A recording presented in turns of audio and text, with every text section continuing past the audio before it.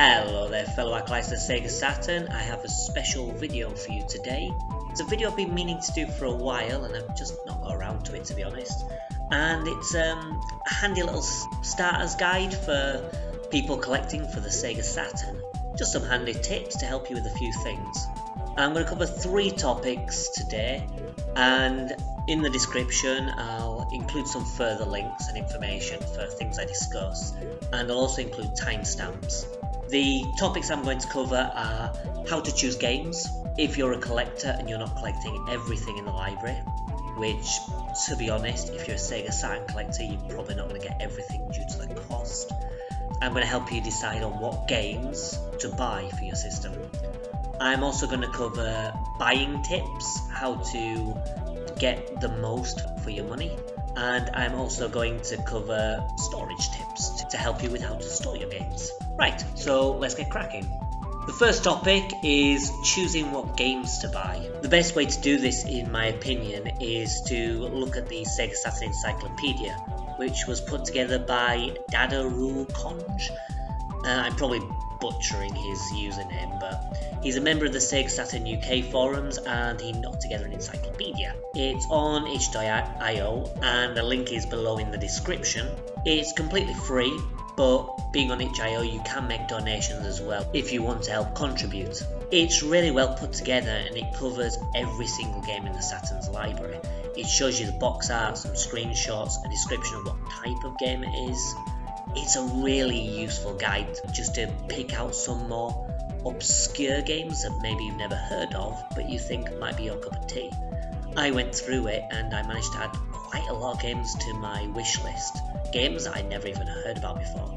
And there's one game which I am a massive fan of, which is Segundo Arcatoa Sandu, which I've covered before in a Gems video, and it's an amazing minigame collection, which honestly is one of my favourite games on the system, but I would have never heard about it if it weren't for its encyclopedia, so I definitely check out that. Of course, speaking of the Sega Saturn UK forums, I would also recommend going there as well and just checking out all the topics and the discussions. At the moment, one of the users is making a list of polls covering like a handful of games that are quite similar, and people can vote on which they think is the best one of the 3. That's a really good way of finding out, about new games, but also which games maybe are better than others. So if you want to prioritize some games, you can do.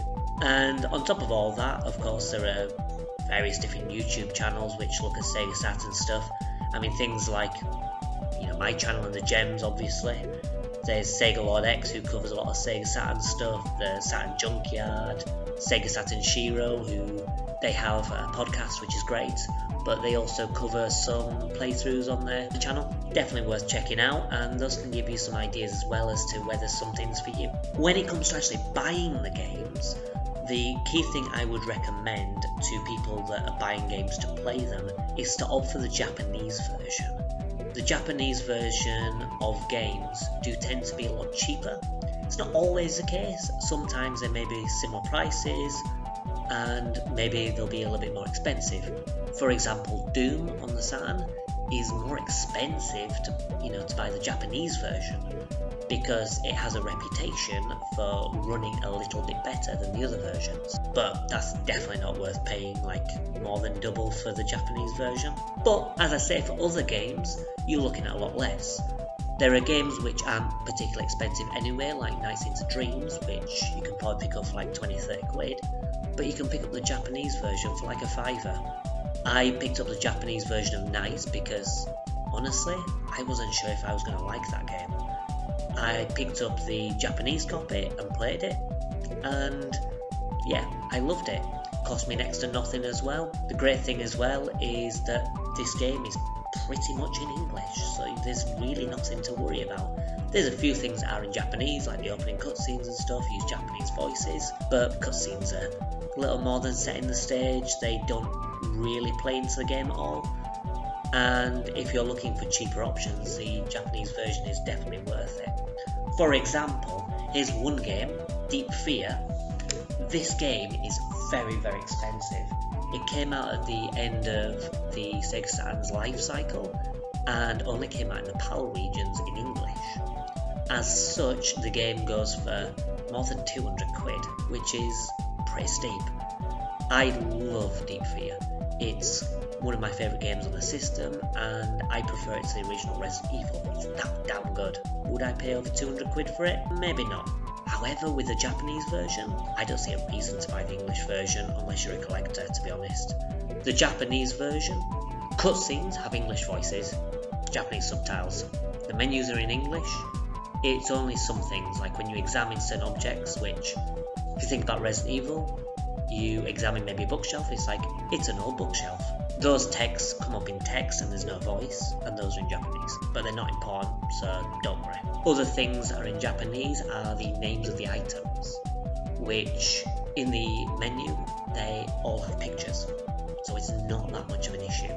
It's so accessible for English speakers, and you can pick up the Japanese version for like less than 20 quid. It's a lot cheaper than the English version. There's no reason to buy the expensive English version unless you're a collector, because the Japanese version is so much cheaper. So go for that. Speaking of Japanese games, if you're buying Japanese games, check out Japantiquity, which is run by Matthew Willoughby. He's a really nice guy, and he's helped me out on a bunch of occasions in acquiring Japanese stuff. Oftentimes quite expensive Japanese stuff, which he's managed to get for like really cheap. Like I picked up the 3 Mega Man games for the Sega Saturn, which, you know, normally would run you, if you want the English versions, more than 100 quid each. He picked them up for within 100 quid in total, which is just a fantastic price. So he can work wonders. Obviously it depends on the market at the time, so you know, the way the market is at the moment means that sometimes you might pay a little bit more than you would hope for, sometimes you might be paying less. You know, that's the thing with Sega Saturn buying, it just depends on who's selling at the moment. But either way, if you want Japanese stuff, go there and give them a list of stuff. Cheap postage, cheap prices, great service, really fast. Go there and you'll save yourself quite a few bucks. If you're after things that aren't Japanese though, then I would recommend going to the Galaxy Sega group on Facebook. It's a community where Sega fans all get together and they talk about things that are Sega related, but also quite often they buy and sell things, and it works out a lot cheaper because you don't get things like the eBay fees on top of there, and they usually sell for a lot cheaper anyway. You can get some great deals. They also do raffles, which are quite handy. Twice a week they do raffles, and you can put in like a little bit of money, maybe like 50p, pound, and you buy a raffle ticket. Depending on what the bonus ball is for the lottery, you could be in a chance with winning some rare games or some expensive games. It's a really good idea, and I've only ever done one raffle and I didn't win. But I know someone who is a friend of mine and he did win a raffle and he got a really nice haul of Mega Drive games. They also do Saturn games as well, so if you're wanting Saturn games, definitely check out the group because people there really love the Saturn, and you'll see a lot of sales on there as well for Saturn stuff, which you can pick up for pretty cheap. Finally, we're going to look at storing Sega Saturn games. Now, if you're buying Japanese games, it's no problem. They come in CD jewel cases. Same with the American one, they come in like these plastic cases which are kind of shitty, but they're still plastic, so you don't have to worry about them degrading or anything. But the PAL versions come in this horrible cardboard case, which, even though it looks cool, they're very susceptible to damage, which isn't the best. Now, there are two options.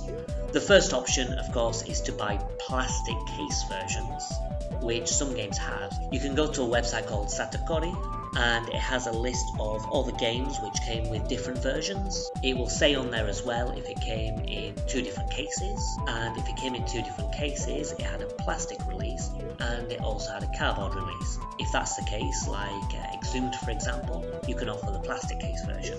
So this is Pandemonium. This only came in the plastic version, so it's not the best example. But as you can see, the case is a lot sturdier and it's a lot easier to maintain than the shitty cardboard cases. But not all of them came in these plastic cases. So sometimes you're going to have to stick with it. What you do in those situations is you buy game protectors, You can buy them off eBay, and I'll list below the name of the seller, but his name was MyGameValtUK. He does these plastic cases for lots of different retro games and game consoles, and they're really good. So this is a standard sized one. As you can see, it fits perfectly. It's really easy to open and close, and you know, the prices are not too expensive, but the best thing is it protects your game and it makes it look a lot better. I mean, this is the version of Panzer Dragoon's Vi that I have, which, to be honest, the case isn't in the best condition. However, it looks really good in the game protector, and it looks not new, but it looks like it's in good nick, a lot better nick than it actually is, and it just makes everything look a whole lot prettier, as well as keeping your cases protected. You may be thinking, those box protectors are good, but some games came in bigger cases.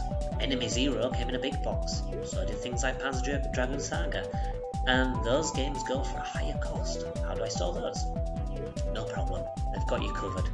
They also sell big box cases.